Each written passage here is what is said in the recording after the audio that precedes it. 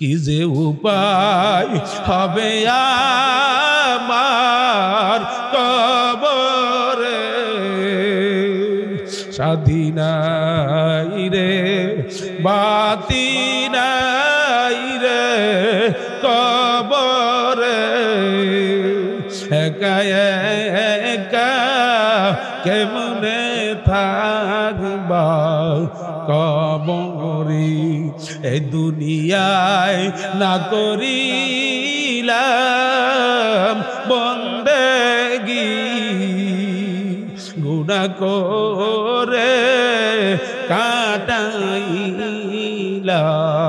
জিন্দেগি জীবনে না করিলাম বন্দেগি গুনাহ করে কাটাইলাম জিন্দেগি। ও পর্দা আমার মায়েরা, তোমার কাছে যাওয়ার মা আমার কোনো ক্ষমতা নাই, তোমার পায়ে ধরবো সেই শক্তি আমার নাই, সেই সুযোগ আমার নাই গো মা। আরে কখন আর দিনের পথে উঠবা, কখন আর সন্তানদেরকে দিনের পথে উঠাবা? বুঝো বুঝো বুঝো, যেই বাড়ি ঘরের জন্য জীবন শেষ করলা, এই বাড়ি ঘরে যে তোমার জায়গা হবে না, তোমার মনকে কেন বুঝাইতে পারো না? 17-18 বছর বয়সে তোমার বিবাহ শাদী হয়ে গেল, স্বামীর বাড়ি আসছো, শ্বশুর বাড়ি আসছো, তোমার কত আনন্দ, কত শোকেস আলমারি স্বামীরে দিয়ে কিনাইলাম, কত রং বেরঙের ড্রেসিং টেবিল কিনাইলাম। আসলে তুমি কি চিন্তা করে দেখছো এই ঘরের দরজা দিয়ে একদিন মরা লাশ হইয়া বেরোবি, সন্তানগুলো পিছনে টেউ টেউ করে কাঁদবে আর মা মা বলে ডাকবে, আর তো জবাব দিতে পারবা না। মুসাফির বান্ধ গাঠুরি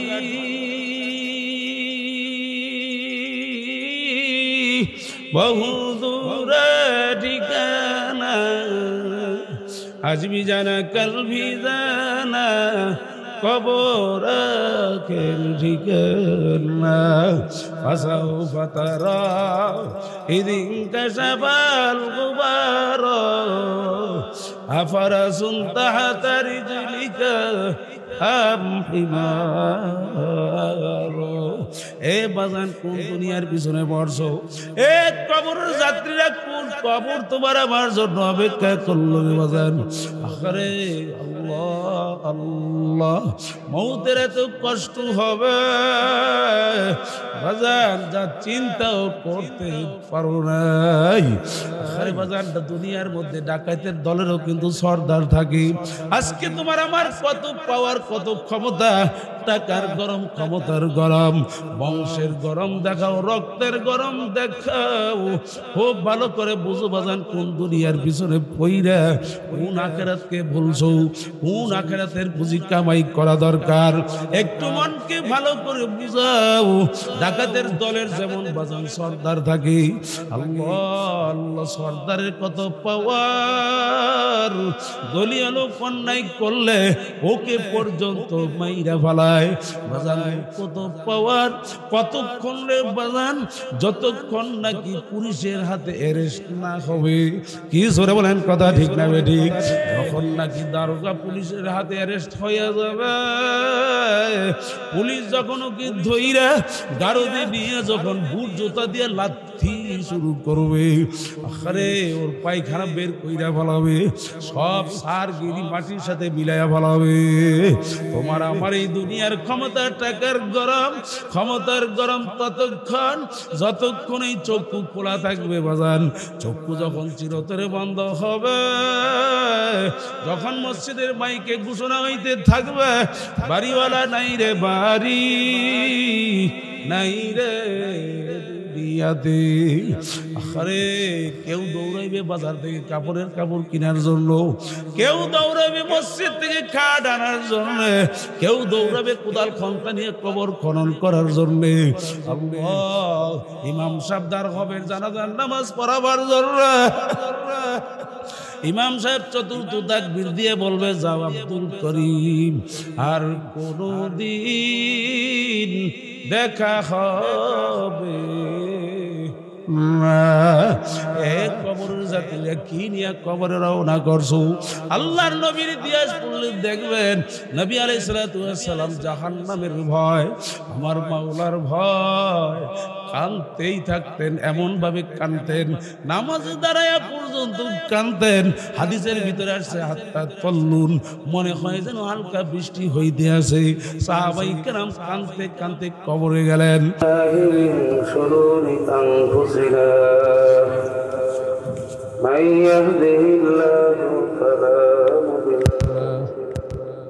ومن يضلله فلا هادي له ونشهد أن لا إله إلا الله وحده لا شريك له ونشهد أن محمدا عبده ورسوله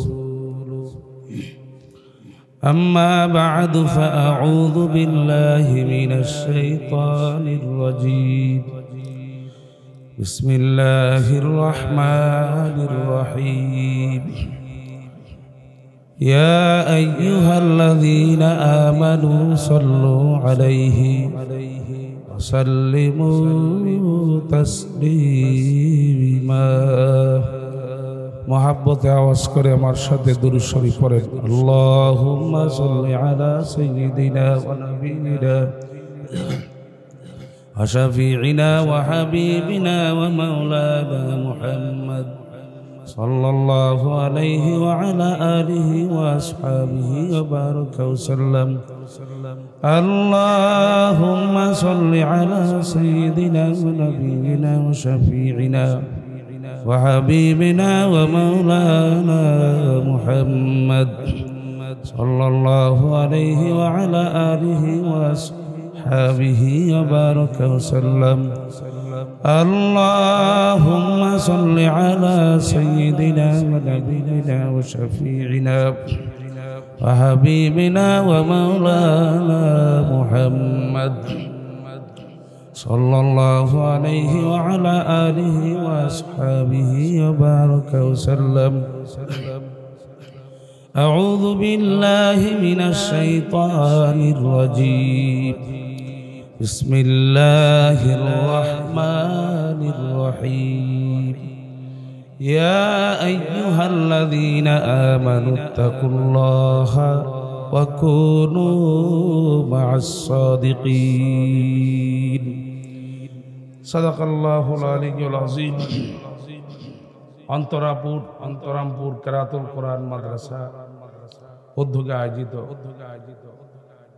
23তম বার্ষিক ওয়াজ মাহফিল ও হালকা জিকিরের সম্মানিত সভাপতি, সম্মানিত প্রধান অতিথি মুআজ্জাজ দিগার হযরত উলামায়ে কেরাম, আজকের মাহফিলের মধ্যমণি আমার ছোট ভাই বন্ধুবর মহব্বতের মুফতি সাইফুল্লাহ নারায়ণগঞ্জি, উপস্থিত বাবার বয়সী মুরব্বী বাবারা, কলিজা টুকরা যুবক ভাইয়েরা, পর্দার আড়ালে শ্রদ্ধা সম্মানিত আমার মা বোনেরা, শুকরিয়া আদায় করতেছি ওই মহান রব্বুল আলামিনের দরবারে, যেই রব্বুল আলামিন আপনাকে এবং আমাকে আজকের এই মহতি মুবারক জলসা, কোরআন হাদিসের মজলিস, উলামায়ে কেরামের মজলিস, বিশেষ করে জাকিরিন শাকিরিন মুমিন মুত্তাকিনদের এক মজলিস, বেহেশতি বাগানে রব্বুল আলামিন আসবার বসবার যে তৌফিক দান করেছেন, অন্তর থেকে শুকরিয়া দান। সবাই বলি আলহামদুলিল্লাহ। এই দুইটার সাউন্ড বাড়াও, এই দুইটা বক্সের সাউন্ড বাড়াও, এটা মুখে লাগাইলে এটার আওয়াজ আসে, আর দূরের সাউন্ড এখানে আসে। মাহফিলের প্যান্ডেলে যারা বসছেন, আমি আপনাদেরকে বিশেষভাবে অনুরোধ করব, দিনী মজলিসে বসার কিছু আদব আছে, সৌন্দর্য আছে। কথা ঠিক না? কথা বলেন। দিনী মজলিসে বসার কিছু আদব এবং সৌন্দর্য আছে। আল্লাহ পাক সুন্দর, নবীও সুন্দর। নবী ভালো ছিলেন, আল্লাহও ভালো। এই জন্য এই মজলিসগুলায় ভালোভাবেই বসতে হয়। নবী আলাইহিস সালাতু ওয়াস সালাম যখন দ্বীনি আলোচনা করতেন, সাহাবায়ে কেরাম জমে বসে যেতেন, ফাঁকা জায়গা রাখতেন। ফাঁকা জায়গা বলবেন, এই সামনে আসেন, এই যে এইদিকে যারা বসে সব সামনে উঠে আসেন, দাঁড়ান, সবাই দাঁড়ায় যান, দাঁড়ান, সবাই দাঁড়ায় যান, দাঁড়ায় যান, একটু কোমরটাও সোজা হয়ে যাক, কি কর। এরপর বাইরে আসবে, আসলে যেন তারা বসতে পারে, কি বলেন, সহজে বসতে পারে। আসেন, লারা সারা দেন, একটু হরকত করেন, লড়েন, জায়গাটা সাইডে, মানে গরম করছিলেন তো, গরম জায়গাটা সাইডে, ঠান্ডাটা আবার গরম করেন, কি করেন, ইনশাআল্লাহ, ইনশাআল্লাহ, আলহামদুলিল্লাহ, আলহামদুলিল্লাহ, আল্লাহ পাক আপনাদেরকে কবুল করে। জোরে বলেন আমিন। লম্বা আলোচনা করব না, সংক্ষিপ্ত কিছু আলোচনা। আজকের এই মাহফিলের দাওয়াত অনেক ভাইদের কানেই পড়ছে, হাজারো সুযোগ থাকে তারা কিন্তু আসতে পারে না। আবার এই মাহফিলে অনেক দূর দূরান্ত থেকে অনেকে কষ্ট স্বীকার করে, মাহফিলের কথা শোনার পরে পাগলের মতো হয়ে ছুটে তারা মাহফিলে আসছে, ঠিক কিনা বলেন। যারা আসতে পারে নাই, কারণ হিসেবে কুতুবুল আলম সৈয়দ ফজলুল করিম রহমাতুল্লাহি আলাইহি চরমনের জমিনে শুয়ে আছে। আমার শায়েখ ও মুর্শিদ বলতেন, বুঝের অভাব, আর এই বুঝের জন্যই দ্বীনি মাহফিলের আয়োজন। কি বলেন, কথা ঠিক না? বাজান যারা শুনতেছেন, মা বোনদেরকে বল, এই মাহফিল এই মাদ্রাসাতে দৈনিক হয়, বৎসরে একটা প্রোগ্রাম, কথা ঠিক না? আপনি ইচ্ছা করলেই কালকে এখানে বসে বয়ান শুনতে পারবেন। এজন্য এই মজলিসের কদর করে মা বোনদেরকে বলবো, নির্জন জায়গায় পর্দা সহকারে বসে খুব মনোযোগের সাথে আলোচনাগুলো শুনে, হয়তোবা হতে পারে রব্বুল আলামিন যদি কবুল করে, সামনের দিনগুলা আল্লাহ তাআলা নেক কাজে কাটাইবার তৌফিক দান করতে পারে।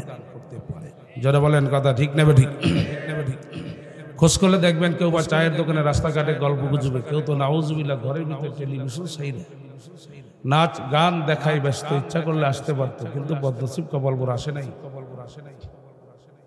এই মাহফিলের আলোচনা আমার শায়েখ ও মুর্শিদ বলতেন, হক্কানি দ্বীনি কোনো মজলিসের শুরু থেকে শেষ পর্যন্ত থেকে আখিরি মোনাজাত দিয়ে কেউ যখন বাড়ি যায়, তার আমল নামার ভিতরে 50 লক্ষ নেকির কম জমা হইতে পারে না। আরো জোরে কর, আরো জোরে কর। এই জবান আল্লাহ দিয়েছেন, কথা বলার শক্তি কে দিয়েছেন? এই কথাটা যেন আল্লাহর জন্য ব্যয় হয়।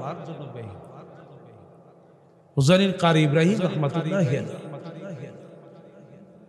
হযরতের মেয়ের জামাই ছিলেন ফখরে বাঙ্গাল মাওলানা তাজুল ইসলাম রহমাতুল্লাহি আলাইহি। ফখরে বাঙ্গাল মাওলানা তাজুল ইসলাম রহমাতুল্লাহি আলাইহি হুসাইন কারি ইব্রাহিম রহমাতুল্লাহি আলাইহি জিজ্ঞেস করলেন, বাজার আমার একটা মাসালা, আমি দেওবন্দে লেখাপড়া করেছি, কিন্তু একটা মাসালা আজও পর্যন্ত হল হয় নাই, সমাধান বুঝতে পারি না। সুবহানাল্লাহ। হুসাইন কারি ইব্রাহিম রহমাতুল্লাহি আলাইহি তিনি বললেন, যেই মাসালা তুমি দেওবন্দে হল করতে পারো না, এটা আমি কিভাবে বলবো? যে বাজার আমি আপনার কাছে বলছি, মাসালাটা কি? মাসালাটা হইল আল্লাহ রাব্বুল আলামিন সব পারেন, ওহু আলা কুল্লি শাইইন কাদির, আল্লাহ সব পারেন, সর্ব বিষয়ে ক্ষমতাবান। জোরে বলেন, কথা ঠিক কিনা? আল্লাহ পাক সব বিষয়ে ক্ষমতা রাখে না, রাখে না? আরো জোরে বলেন। আল্লাহ ইচ্ছা করলে তো সবাইকে হেদায়েত দিতে পারতেন, আল্লাহ ইচ্ছা করলে সবাইকে নামাজ পড়াইতে পারতেন, আল্লাহ ইচ্ছা করলে সবাইকে দ্বীনের সহি বুঝ দিতে পারতেন। আল্লাহ পাক রব্বুল আলামিন ইচ্ছা করলে সব পারেন, কিন্তু এটা আল্লাহ করেন নাই। হুসাইন কারি ইব্রাহিম রাহমাতুল্লাহি আলাইহি তিনি বললেন, বাজার দুনিয়ার ভিতরে স্বর্ণ সবচেয়ে দামি। স্বর্ণ মানুষ যেখানে সেখানে রাখে না, স্বর্ণ মানুষ গোপন জায়গায়, অজানা জায়গায়, কেউ যেন না দেখে, দামি জিনিস খুব সাবধানে গোপন জায়গায় রাখা, কথা ঠিক কিনা? আসমানের নিচে জমিনের উপরে সবচেয়ে বেশি দামি জিনিস হেদায়েত। এই হেদায়েত দামি এক নিয়ামত, এটা আল্লাহ রাব্বুল আলামিন নিজে সংরক্ষণ করে। বান্দা আল্লাহর কাছে চাইবে তো আল্লাহ সাথে সাথে দান করে। চাইতে দেরি হবে, দিতে আল্লাহ দেরি করে। তাহলে হেদায়েত আল্লাহর কাছে চাইতে হবে। জোরে বলেন, জোরে বলেন। নেক কাজ করার তৌফিক কার কাছে চাবেন? আরো জোরে বলেন। তাআত তৌফিক তাআত হামজে তু, তাআত তৌফিক তাআত হামজে তু, ইয়ামানাত ওয়া ইজাবাত হামজে তু। মাবুদ গো, আপনি আমাকে দয়া মায়া করে আপনি আমাকে নেক কাজ করার তৌফিক দান করেন। আজকে যারা এখনো রাস্তাঘাটে বাজারে বাড়ি ঘরে বসে আছে, আমি জানি না আপনি কেন এমন একটা পবিত্র মজলিসে আসতে পারেন, কিন্তু আপনি মনে রাখবেন, খুব ভালো করে মনে রাখবেন, আজকে আপনার যদি সেই চোখ সেই কান আপনার থাকতো, চোখে দেখতেন, কানে শুনতেও হইতে, কবরবাসীরা কবর থেকে হাত পাইতে রাখতেছে, আমার জন্য একটু দোয়া করো। আজকের এই মজলিসে যাও, ও ছেলে, ও আমার মেয়ে, আমার জন্য একটু দোয়া করো। এটা কবর থেকে ডাকতেছে, কান নাই, শোনেন, ঠিক কিনা বলেন? চোখ নাই তো দেখেন, আমরা সবাইকে মানুষ দেখি, চেহারা শুরুতে সবই মানুষ, কথা কয় না, কিন্তু মানুষের শুরুতে পশুগুলাকে তো দেখলাম, দেখবো কিভাবে? সেই যোগ্যতা এবং চক্ষু আপনার আমার মধ্যে নাই, না থাকার কারণেই আমরা সেই মানুষ রূপী পশুগুলাকে দেখি না। যারা বলেন কথা ঠিক কিনা? সাহাবাই কারাম আল্লাহর নবীর সান্নিধ্য গ্রহণ করেছে। সাহাবাই কারাম নবী আলাইহিস সালাতু ওয়াস সালামের সহবতী ছিলেন। আল্লাহর নবীর সহবত সাহাবাই কারাম উঠাবার কারণে তাদের ঈমান এত জলজলা ছিল, এত চকচকা ছিল, যা চিন্তাও করা যায় না। যাদের ঈমানকে আল্লাহ রাব্বুল আলামিন কিয়ামত পর্যন্ত আনেওয়ালা উম্মতদের জন্য ঈমানের মাপকাঠি বানাইছে। সুবহানাল্লাহ। কিয়ামত পর্যন্ত ঈমানের মাপকাঠি সাহাবাই কেরাম। এই জন্য নবী বলেন আস-সাহাবী কান-নুজুম, এক একটা সাহাবী আমার নক্ষত্রের মতো। সুবহানাল্লাহ। লক্ষ তারকা যেমন একটা চন্দ্রের পাশে মানায়, হাজারো তারকা একটা চন্দ্রের পাশে যেমন মানায়, ঠিক তদ্রূপ আল্লাহর নবীর সামনে সোয়া লক্ষ সাহাবীদের ঈমান এত জলজলা চকচকা মানা। এজন্য বাবাদেরকে বলবো, ভালো করে বুঝেন। আল্লাহ বলেন আমিনু কামা আমানান নাস, তোমরা ঈমান আনবে তো সাহাবায়ে কেরামদের মতো ঈমান। কার মতো? আরো জোরে গান। এই বেশ দিছো, বেশ, হ্যাঁ বেশ, বেশ বন্ধ করছো কেন? বেশ একটু দিবা তো, বেশটা ঠিক করো। গলা খাইয়ে ফেলে মানে তোমার শুরুতে তো সুন্দর কথা বলতেছিলাম, কিন্তু গলা তো খেয়ে বলে, এমনি তো গলা নাই, দৈনিক চিল্লাইতে হয়, কথা ঠিক না? সকাল 9টা বাজে বিছনায় গেছি, সারা রাত্র রাস্তায় ঘুম নাই, সকালেও নাই, আবার 12টায় আপনি চোখ খুলে গেছে। এজন্য বাজান আমি আপনাদেরকে অনুরোধ করব, ভালো করে বুঝেন। বুঝার জায়গা কিন্তু দুনিয়া, মরে গেলে আর বোঝা যাবে না। দুনিয়ার জিন্দেগানি একটাই, যদি কবরে যায় সে আর কোনো দিন আসে না। সাহাবায়ে কেরাম নবীর সান্নিধ্য উঠাবার কারণে তাদের ঈমান এত জলজলা ছিল, এত চকচকা ছিল। আল্লাহর নবী বলেন সাহাবীদের উপর আল্লাহ রব্বুল আলামিন এমন ভাবে রাজি আর খুশি হয়েছে, রব্বুল আলামিন তাদের লকব লাগাইয়া দিয়েছেন, উপাধি দিয়েছেন রিদওয়ানুল্লাহি তাআলা আলাইহিম আজমাইন। আমি আল্লাহ তাদের উপরে রাজি আর খুশি, তারাও আমি আল্লাহর উপরে রাজি আর খুশি। পিছের হারা সুবহানাল্লাহ কইতেন, আরো জোরে গান সুবহানাল্লাহ। সুবহানাল্লাহ অর্থ কি? আল্লাহ পবিত্র, বলেন আল্লাহ কি? বাজার আমি সংক্ষেপে কথা বলি, ভালো করে বুঝে, ভালো করে বুঝে। সাহাবাই কেরাম আল্লাহর নবীর সহবত উঠাবার কারণে তাদের ঈমান মজবুত ছিল। সাহাবাই কেরামদের সান্নিধ্য যারা উঠাইছেন, সাহাবাই কেরামের সহবত যারা গ্রহণ করেছেন, তাদেরকে বলা হয় তাবি। বলেন কি বলা হয়? আরো জোরে বলেন। তাবি বলা হয়। তাবিদের ভিতরে একজন উজ্জ্বল তাবি হলেন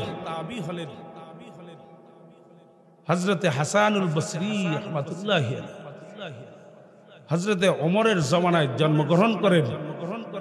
হযরতে ওমর রাদিয়াল্লাহু তাআলা আনহুর মতো মানুষের কোলে হাসান বসরি উঠতে পারছে।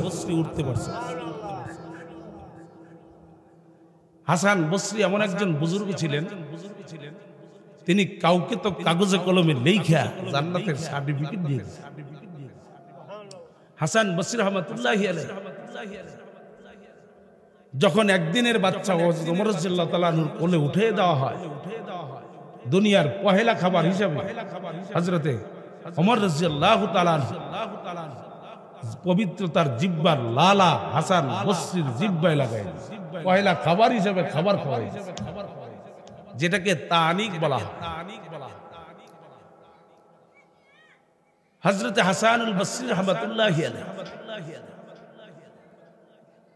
তিনি হযরতে আলী রাদিয়াল্লাহু তাআলা আনহুর কাছে বায়াত গ্রহণ করেন। ওমর রাদিয়াল্লাহু তাআলা আনহু হযরতে আলী রাদিয়াল্লাহু তাআলা আনহু তাকে খেলাফত দান করেন। তরিকতের পহেলা পীর, এই যে পীরানি বলেন, এই তরিকতের পহেলা পীর হযরতে হাসানুল বসরি। তরিকতের প্রথম পীর নাম কি? জোরে কয় না, নামটা কি বাজান? হাসান বসরি রাহমাতুল্লাহ।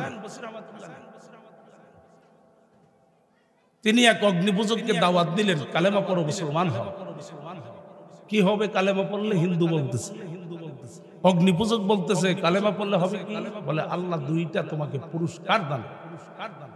একটা পুরস্কার আল্লাহ জীবনের গুনাহ মাফ করবে, আরেকটা পুরস্কার আল্লাহ রাব্বুল আলামিন তোমাকে জান্নাতের মেহমান বানায় দেবে।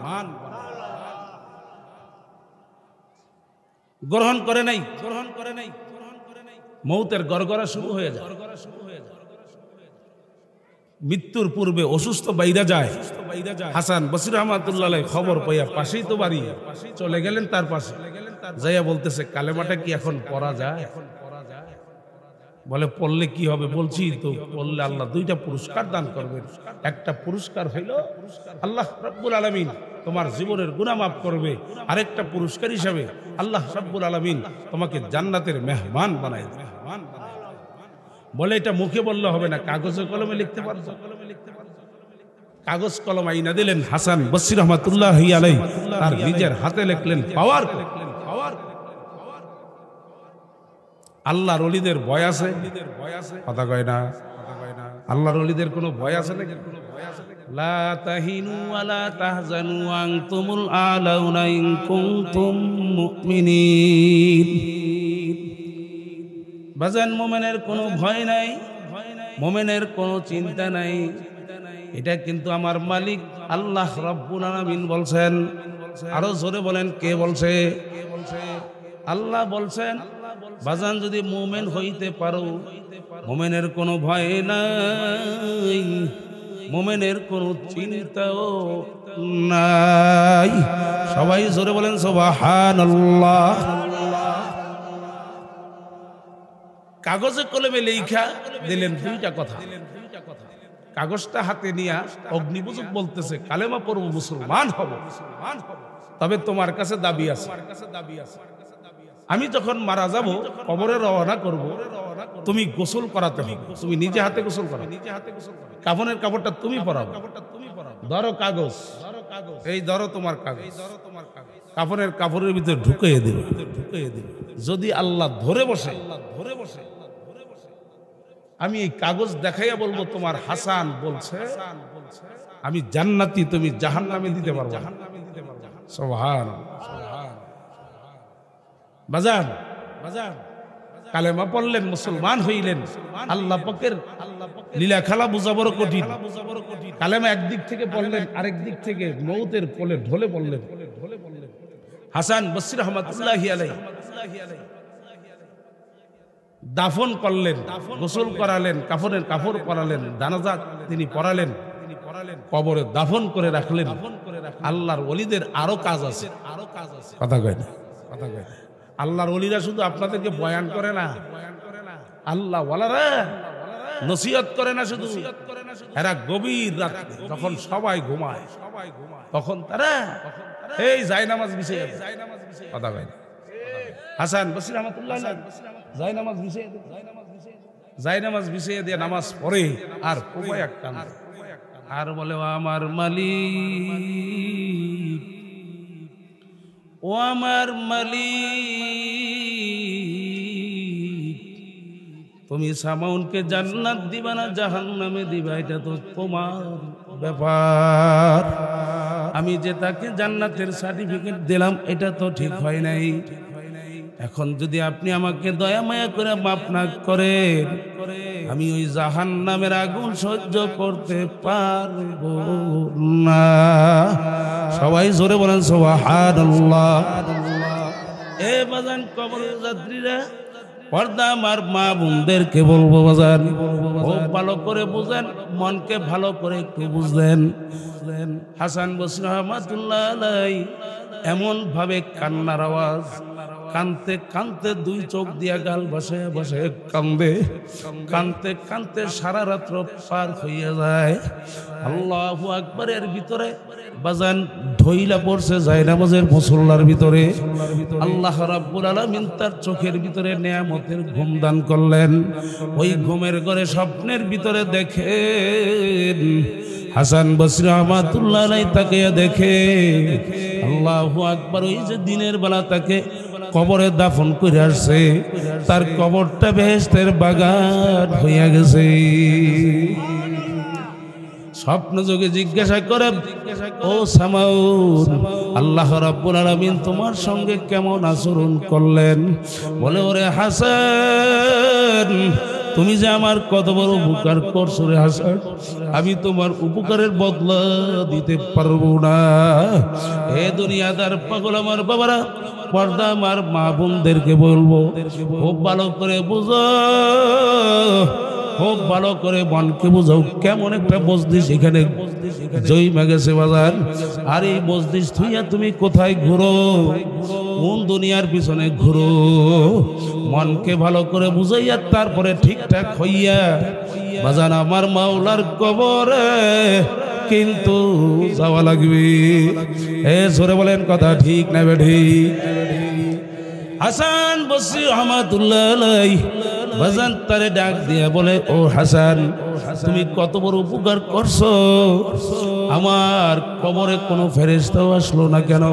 বলো, আমার কবরটা আমার মালিক জান্নাতের বাগান বানাইয়া দিছে।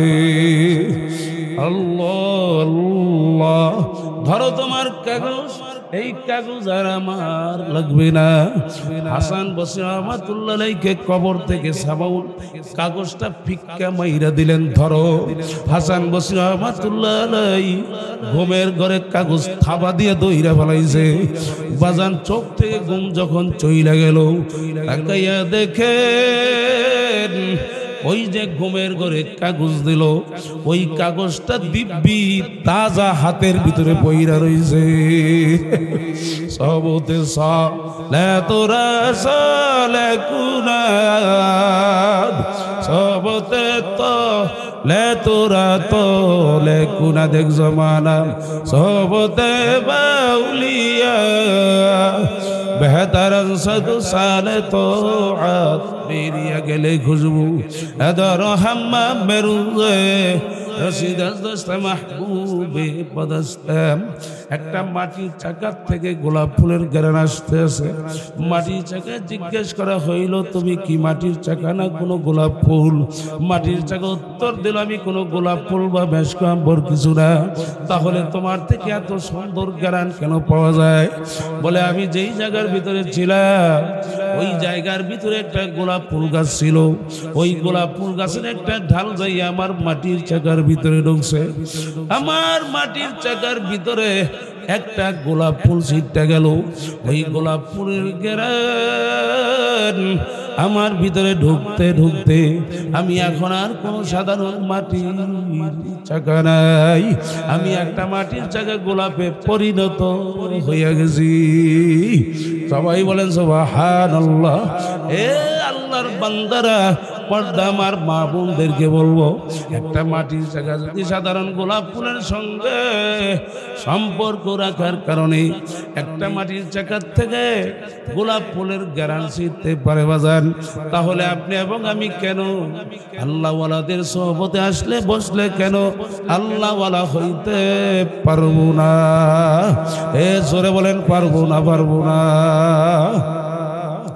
এই জন্য বাজানদেরকে বলবো আর দেরি কইরেন না বাজান। যারা রাস্তাঘাটে বসে আছো, বাড়ি করে বসে আছো বাজান, আমার পরেই আজকের মাহফিলের প্রধান আকর্ষণ, আজকের মাহফিলের মধ্যমণি মুফতি সাইফুল্লাহ আখরে মালিক তার কণ্ঠের মধ্যে নিয়ামত দিয়েছেন। শেষ পর্যন্ত আখিরি মোনাজাতের মধ্যে দিল থেকে একটা খালেস তওবা করব, আমার মালিকের কাছে মাপ চাবো। কি বলেন রাজি আছি না নাই? এ সুরে বলেন রাজি আছি না নাই? কারা কারা তৈয়ার আছে? আল্লাহু আকবার। নারে তাকবীর, নারে তাকবীর। সোজা করেন, আল্লাহ দেখুন, আল্লাহ আপনি কবুল করে। ভাগবেন না তো, ভাগবেন না তো, থাকবেন তো, বাজান আসেন, বাজান আসেন, কথা শোনেন, কথা একেবারে সংক্ষেপ, অল্প সময় শেষ করি। তাবিদের ভিতরে আরেকজন তাবির নাম হলো সাঈদ ইবনে মুসাইয়িব। বলেন নাম কি? সাঈদ ইবনে মুসাইয়িব। সাহাবী দেখার কারণে ঈমান কত বড়। সাঈদ ইবনে মুসাইয়িব তিনি হযরত আবু হুরায়রা রাদিয়াল্লাহু তাআলার মেয়ে বিয়ে করেছেন। সাঈদ ইবনে মুসাইয়িব 50 বছর নামাজ পড়ে, নামাজে দাঁড়ায় দিয়েছে। কয় বছর? আসতে কয় দি? 50 বছর নামাজে দাঁড়ায় দিয়েছে। সেজদার দিকে তার নজর, তার চোখের নজর 50 বছর নামাজের ভিতরে। কোন মুসল্লির, কোন মানুষের পিছে পড়ে, সুবহানাল্লাহ। 50 বছর আল্লাহর ভয়,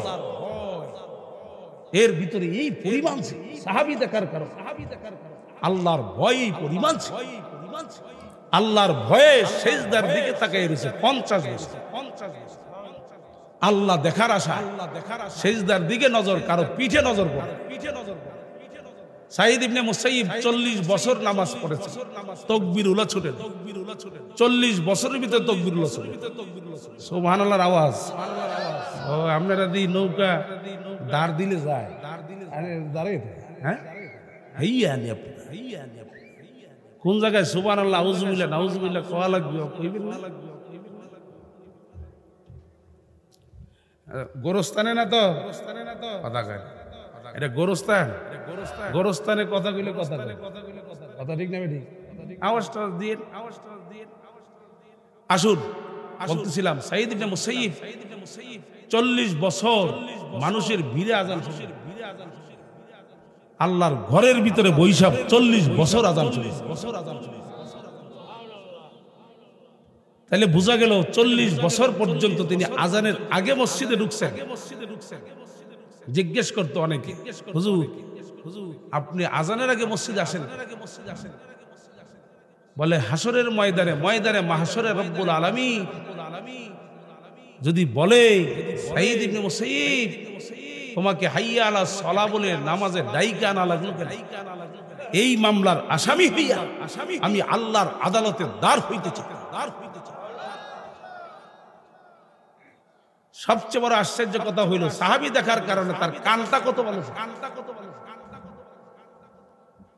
মসজিদে নববীতে ওই স্বর্ণযুগ ভালো যুগ সিদ্দিকিনদের যুগ ইয়াজিদের গোষ্ঠী ক্ষমতা লোভী ক্ষমতা প্রেমী সাহাবীদের উপর অত্যাচার করতে দ্বিধা করে ইয়াজিদের গোষ্ঠী মসজিদে নববীর মিনারাতে 3 দিন পর্যন্ত আযান নাই। কয়দিন?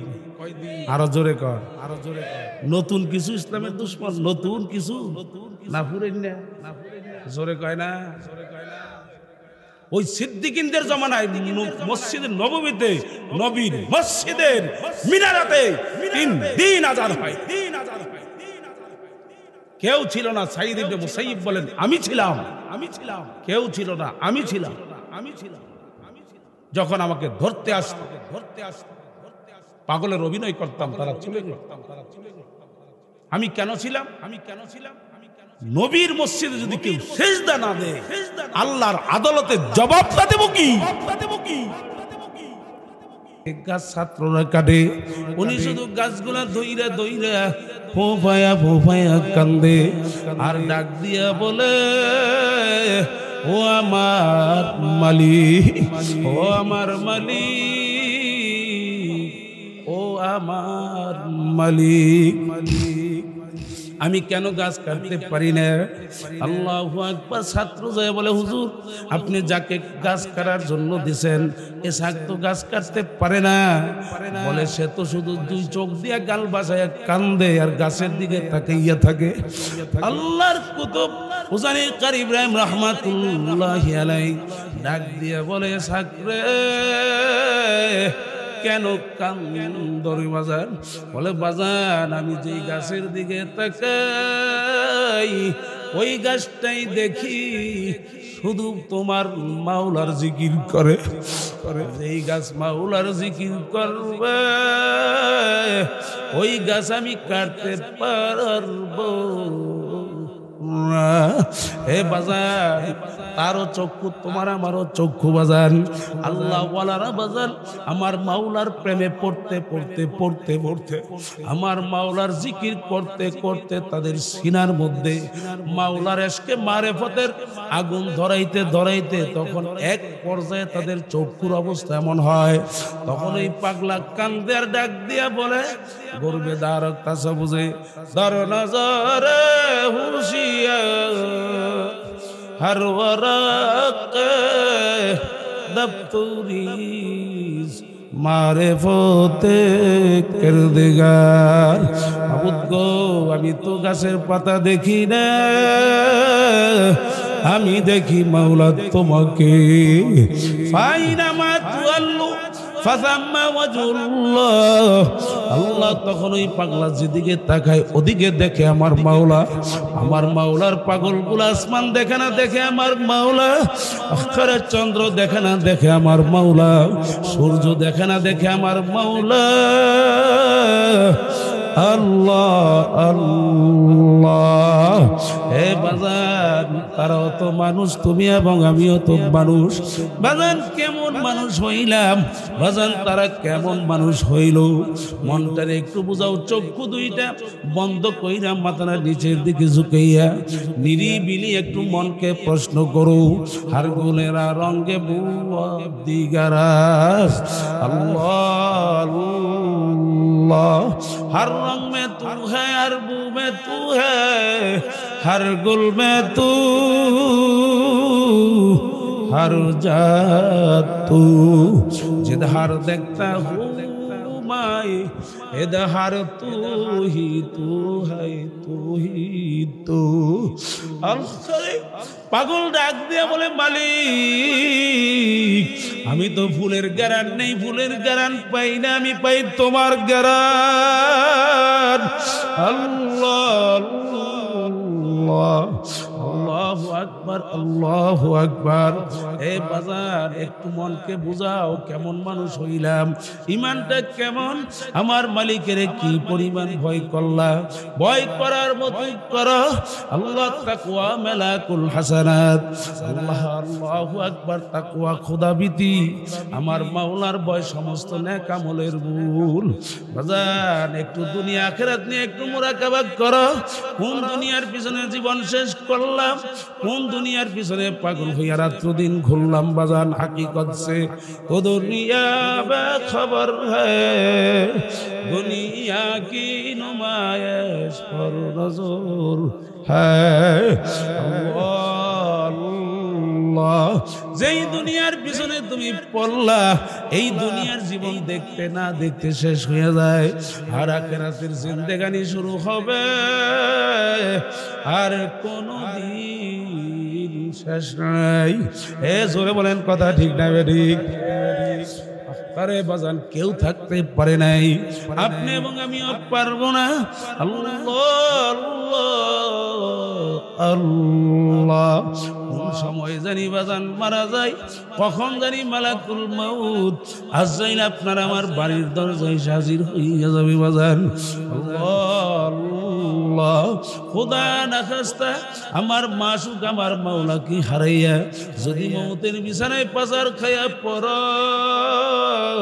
আল্লাহর নবী বলেন স্বপ্নের মতো দেখতে পারবা আজরাইলের মাথা আসমানে পইরা রইছে, পাওতার জমিনে, এক হাত মাশরিক আর এক হাত মাগরিবে, তামাম দুনিয়া জোড়া তার শরীর, এক একটা চক্ষু বড় বড় নীল দিঘির মতো হইয়া যাইবা, শরীরের ভিতরে কতগুলা কালো কালো লম্বা লম্বা পশম, প্রত্যেকটা পশমের গোড়া দিয়ে জাহান্নামের আগুনের ঝিলকি বের হইতে থাকবে। আল্লাহ, নাফরমানের রূহটা 360টা মাকামের মধ্যে লাফালাফি পালাপালি শুরু করবে। আল্লাহ আলাইহিস সালাতু ওয়াস সালাম ধমক দিয়ে বলবে, খবিস 60-70 বছর এই হায়াত পাইলি, আখেরে মালিক তোকে দুনিয়ার জীবনে কিছু তো বলে নাই, আজকে আমার মালিক কিরকম হয়ে গেছে ধোকে দইরা নেবার জন্য। আল্লাহু আকবার, আজকে তো আর রাইখা যাব না। আজরাইল সালাতু ওয়াস সালাম রাগ হইয়ে আল্লাহু আকবার বড় বড় নখ বিশিষ্ট হাত আজরাইল সালাতু ওয়াস সালামের নাফরমানের মুখটা ঢুকাইয়া দিবে, বাজান ঢুকাইয়া দিয়া রুহুটার ভিতরে খপ কইরা ধরবে, দইরা এমন জোরে একটা টান মারবে, বাজান কলিজার রগ সব সিরিয়া ফাইরা দিয়ে যাইবে। আর তো বুঝি থাকতে পারবা না, মুসাফির আমি আসব হয় কবর ঘের ঠিকানা, ওই আগে রওয়ানা ওই পিছে রওয়ানা, ও মুসাফির বান্ধ গাঠুরি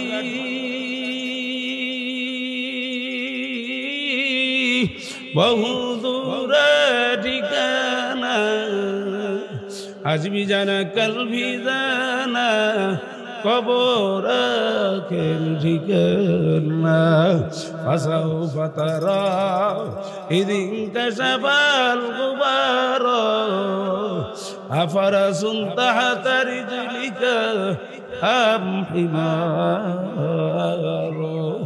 এ বাজান কোন দুনিয়ার পিছনে পড়ছো, এ কবরের যাত্রীরা কোন কবর তোমার আমার জন্য অপেক্ষা করলো রে বাজান।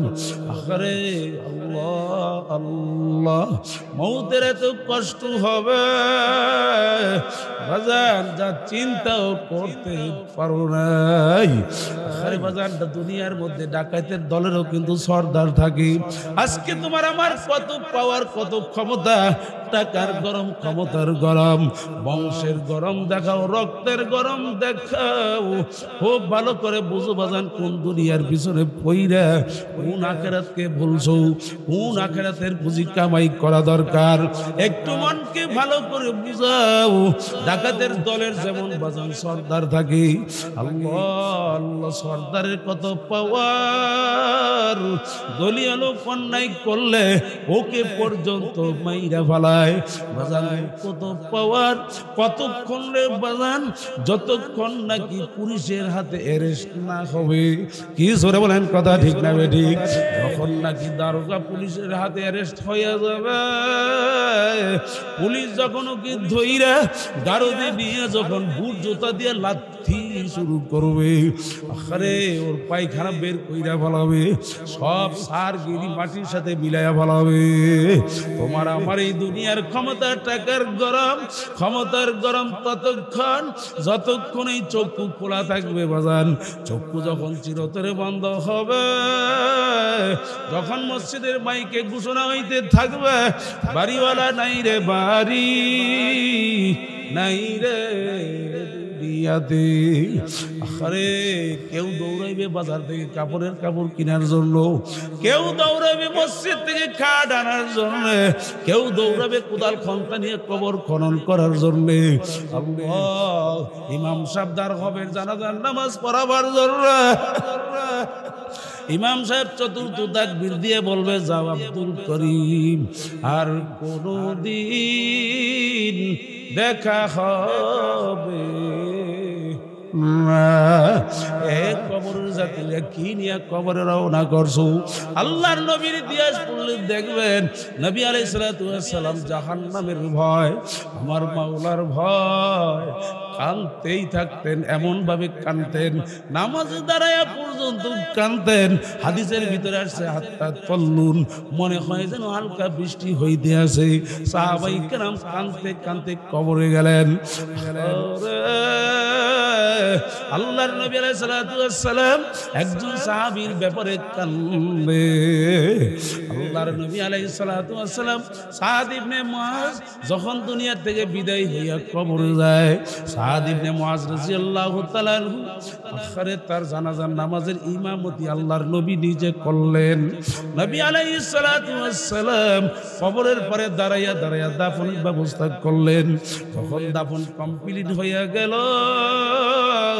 সবাই যখন কবর সাইরা বাড়ি যায় আল্লাহর নবী কবরের পাশে চুপচাপ দাঁড়াইয়া রইলেন আল্লাহর নবী কবর ছাড়ে না আল্লাহ হঠাৎ দেখা গেল আল্লাহর নবী আলাইহিস সালাতু ওয়াস সালাম হঠাৎ কইরা চোখ দিয়া গাল বাসায় কান্দা আর জোরে জোরে বলে সুবহানাল্লাহ আলহামদুলিল্লাহ আল্লাহু আকবার লা ইলাহা ইল্লাল্লাহ লা ইলাহা ইল্লাল্লাহ লা ইলাহা ইল্লাল্লাহ লা ইলাহা ইল্লাল্লাহ লা ইলাহা ইল্লাল্লাহ মুহাম্মাদুর রাসূলুল্লাহ বাজান এরকম জিকির করতে আসে করে আল্লাহু আকবার কিছু সময়ের পরে আল্লাহর নবী যখন সাদ ইবনে মুআজের কবর সাইরা দিয়া রওনা করলো সাহাবায়ে কেরাম জিজ্ঞাসা করলেন ইয়া রাসূলুল্লাহ ইয়া হাবিবাল্লাহ আপনাকে কোনোদিন দেখি নাই কোন কবরের পাশে দাঁড়াইয়া এইভাবে কাঁদছে আর জোরে জোরে কেন তাসবিহ পড়লেন আল্লাহর নবী কান্দে আর বলে সাহাবীরা সাদ ইবনে মুআজ এমন একজন আমার আদরের সাহাবী তার ঈমান আমল এত সুন্দর আখিরে তার ইন্তেকালের সময় তোমরা তো দেখো না তার ইন্তেকালে আরশ পর্যন্ত থরথর করে কাঁপে উঠছিল আখিরে তার জানাজার মধ্যে রহমতের ফেরেশতা ৭০,০০০ ফেরেশতা হাজির হইয়া গেল আমি নবী তার জানাজার নামাজের ইমামতি করলাম আল্লাহ তার দাফন আমি নিজে নবী দাঁড়ায়া দাঁড়ায়া করলাম যখন দাফন কমপ্লিট হয়ে গেল আমি কবরের দিকে তাকাইয়া দেখি ওই কবরের মাটি থর থর করে কাঁপা শুরু কইরা দিল দুই সাইড থেকে মাটি চাপা দেওয়া শুরু করলো সাদ ইবনে মুআজের সঙ্গে বেয়াদবি শুরু কইরা দিল আমি তো জানি না আমার মালিক বলতে পারবে সাদ ইবনে মুআজের সঙ্গে কেন এরকম আচরণ করলো আল্লাহ তো ভালো বলতে পারবে এক কবরের যাত্রীরা আখিরে আল্লাহু আকবার যারা মরবা আর একটু চিন্তা করো বাজান, সাদ ইবনে মুআজ এমন একজন সাহাবী আখেরে যার জানাজার নামাজের ইমামতি নবী করলেন, আরশ পর্যন্ত থরথর করে ইন্তেকালে কাইপা উঠলো। আখেরে সাদ ইবনে মুআজের দাফন নবী নিজে দাঁড়ায় দাঁড়ায় করলেন। আখেরে আল্লাহর নবী কান্দে আর বলে, আমি এত খারাপ লাগছে, আমার সামনে আমার সন্তান আখেরে তার সঙ্গে মাটি এমন আচরণ করবে আমি কল্পনাও করতে পারি নাই। আমি যখন আমার মালিকের দিকে ফিরে গেলাম, আমি মাওলার দিকে মুতাওয়াজ্জু হয়ে গেলাম, আমি তাকাইয়া দেখি আল্লাহ রাব্বুল আলামিন মুহূর্তের ভিতরে মাটিকে থামাইয়া দিলেন, একটা ধমক দিয়া থামাইয়া দিলেন। আরে আমার কলিজারা ঠান্ডা হইয়া গেছে। বাজার সাদ ইবনে মুআজের সঙ্গে যদি কবরের মাটি আচরণ হয়, তোমার উপায় কি হবে? আমার কি উপায় হবে? বাজান বুঝা শুনা তারপরে বাজান কবরে যাও। কি উপায় হবে আমার মরণে?